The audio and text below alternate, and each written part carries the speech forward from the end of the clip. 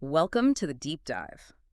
All right, so 18 days ago, a runner known as Lowkey, operating out of East Heights, well, he vanished. Yeah, just gone. And what's left behind isn't, your standard missing person file. It's more like a puzzle. We're talking encrypted audio, strangely defaced murals, and these persistent whispers about someone or something called VECE. Mm. So today, we're going deep. We're digging into Lowkey's final messages, trying to get a handle on these questions that are just hanging there. Like, was he betrayed from within? Or did he maybe set this whole thing up himself? A disappearing act. Right. And is this case really cold, or is it still active? Maybe even some kind of trap? It's definitely complex. The materials we've recovered are unusual. We've got these audio transcripts, handwritten notes full of really cryptic language, surveillance reports that hint at a lot but don't fully spell things out. And then there's the community chatter, all the speculation online and on the street. Our job today is basically to take all these bits and pieces, these fragments, and see if we can reconstruct Lowkey's last moves. Try and figure out what really happened. See if we can decode that final briefing he seemed to be leaving behind. Okay, let's start with Lowkey himself. What do we actually know? The picture is someone who liked to keep a low profile, quiet, observant. Relied on audio notes mostly. He had this saying, apparently, writing is how you get caught. Which explains the audio focus, yeah. Physically, we know about a torn left ear and that tattoo, run first. Distinctive. And his known associates, the names that keep coming up. Bishop, Jinx, and this alias, VECE. Right, VECE. We'll circle back to that. So the timeline seems to kick off, or at least escalate, around March 17th near Fenwick and Ledge. Yeah, reports of a handoff that went bad. There was shouting, apparently, then just silence. And a black sedan seen leaving the area. Lowkey bolts, but he leaves his backpack. That feels like the trigger point, doesn't it? It really does. But what was in that backpack? That's where it gets weird. Okay, lay it out. What did they find? A burner phone, totally wiped clean. Not too surprising, maybe, for someone in his line of work. Standard procedure, yeah. But then there's a CD, marked just spins VL7, and a note, just a few words. Don't answer if it rings. Don't answer if it rings. Okay, that's unsettling. And the CD. Encrypted audio. Took some work to get into it. Which leads us to the first big piece, voice note 1. The title alone is something. If you hear this one, don't call back. Right off the bat, he's dropping intel. He warns Bishop, tells him, stay clear of Fulton. Says someone called Red got clipped near the car wash. Clipped. So taken out. Eliminated. That's the likely meaning, yeah. Suggests things are hot, maybe a sweep happening, immediate danger. But then he says something crucial. I'm not hiding. I'm finishing something. Changes everything, doesn't it? This isn't panic. It sounds deliberate, like an end game. Exactly. He mentions the skips, dumpsters probably, drop points. Seems likely. Near a red curb, he says, a place where the line was crossed, whatever that means. And inside these skips, the money, the metal, the mask. What do you make of that? Money, okay. Metal, a weapon. Mask, disguise, evidence. It's cryptic. Could be literal, could be code, but it sounds like a package, maybe the key to whatever he was finishing. And his message for Jinx in that same note. Yeah, that's heavy. He insists he didn't flip, didn't betray anyone, but then he admits, I had to lie to get close, and tells her flat out, don't come looking. Wow. So he was playing a role. Deep cover, maybe? Seems like it. A long con, maybe? Yeah. He couldn't show his hand, even to her. And he calls this message the last fucking map. Says, I ain't who you think anymore. A complete transformation, like he crossed a point of no return. Definitely sounds that way. Okay, let's pull in Jinx's side now. She wrote a note just 2 days before he disappeared. What did that say? It's tense. She mentions seeing a red tag on the crate that wasn't supposed to be there. A red tag. Which she interprets as bad news. Says they're marking people. It implies a system, maybe for targeting. And she gives instructions for a bad handoff. Yeah, very specific tradecraft. Walk straight past St. David's and wait for the flicker. Like something out of a spy thriller. And that last line, I meant what I said last time. So much unsaid there. You feel the history between them, don't you? But it gets even darker when you pair it with Lowkey's emergency voicemail to Jinx. Okay, what was in the voicemail? He sounds panicked. He mentioned seeing a crate, but it had a blue seal, not red. The opposite of what Jinx saw. Blue instead of red. So, protocol's broken. Something's wrong inside their own operation. It's exactly what it suggests. A serious internal breach. He openly suspects someone named Luno switched sides, says Luno knew where he was. Luno. Okay, new name. He's worried his burner's bugged, tells Jinx delete the archives by Sunday. urgently. Delete the archives. What archives? Their whole history, operations. We don't know. Could be anything. Digital records, physical files, Hmm. but clearly sensitive. And then the last bit is super cryptic. Go on. He says, tell T he was right about everything. T, another mystery person. Right about what? Okay, let's connect the tags. Jinx sees red, maybe an outside threat marking them. Lowkey sees blue instead of the expected red points to internal sabotage, right? Like the signals are being messed with from the inside. It's like danger coming from multiple directions. Who is this Luno, then?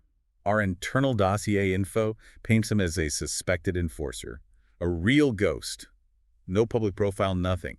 Possibly playing both sides, maybe between Bishop and some supplier we don't know, involved in the crate mix-ups. So T might have been someone who warned Lowkey about Luno's loyalty, and Lowkey didn't listen until it was too late. Seems like a strong possibility.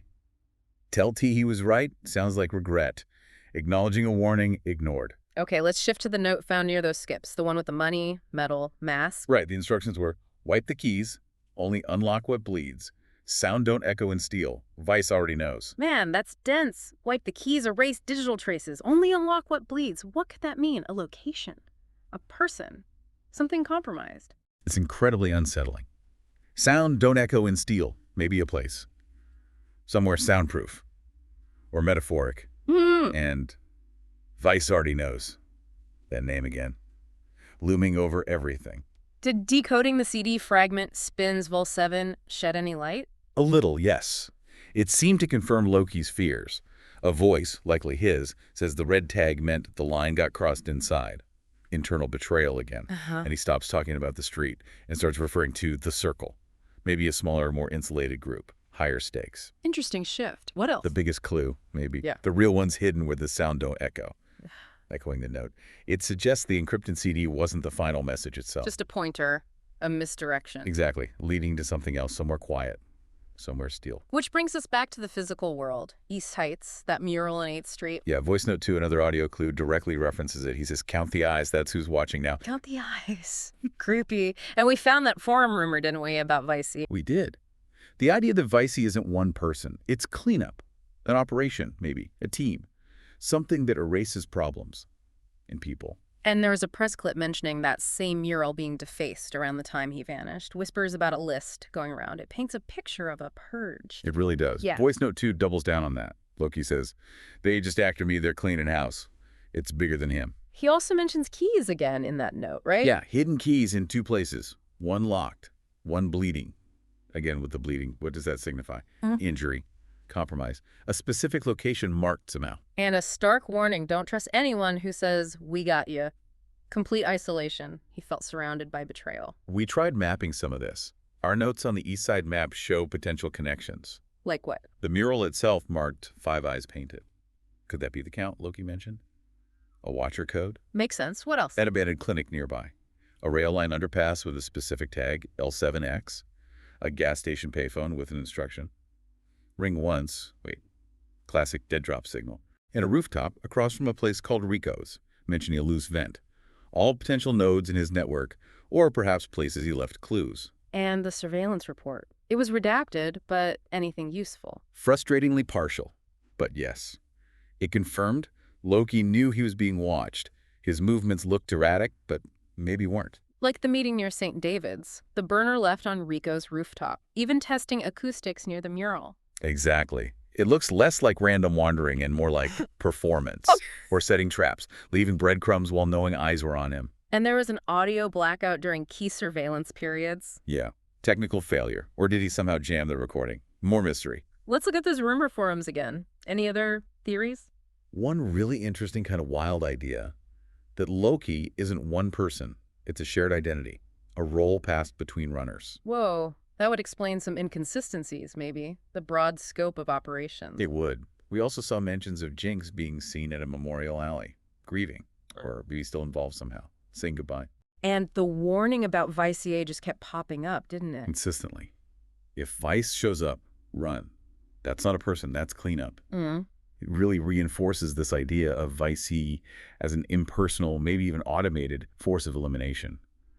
Terrifying. So after digging through all this, where does it leave us? So many questions are still just hanging there. Is Lowkey alive? Did he escape? Or was he cleaned up? What or who is Vice really? Who is T? And what was in those archives Jinx had to delete? So much lost information. The locked key, the bleeding key. What do they unlock? Literally or metaphorically? And the big one, what was he finishing? What was the ultimate goal of this incredibly risky final act? It really feels like we're standing at the edge of something huge and murky. Was this whole thing a desperate gamble to expose the network from the inside? Knowing it could get him killed. Oh. Or was it the most elaborate escape plan ever, leaving behind a maze of confusion to cover his tracks? It's impossible to say for sure, isn't it? Not with what we have now. Lowkey's last messages, they're fragmented, they're coded, but they paint this vivid, chilling picture of an underworld. East Heights, where trust barely exists. Where every sign could be a lie, every ally a potential enemy. Yeah, where survival depends on reading between the lines, constantly. It seems like in that world, nothing is ever truly as it seems. This deep dive, it's been a journey into shadow. Code words, hidden meanings, constant danger. These materials, they give you a real glimpse, however fragmented, into the kind of risks people like Lowkey take. Operating right on the edge where one wrong move, one misinterpreted signal like a blue seal instead of red, could be fatal. It definitely makes you think, doesn't it? About truth, about betrayal, about how far someone might go to disappear, or maybe to make sure a dangerous secret finally sees the light of day. And you're left wondering, when you leave behind a message like that, a final briefing full of riddles, who is it really for? Who's meant to understand? And will they?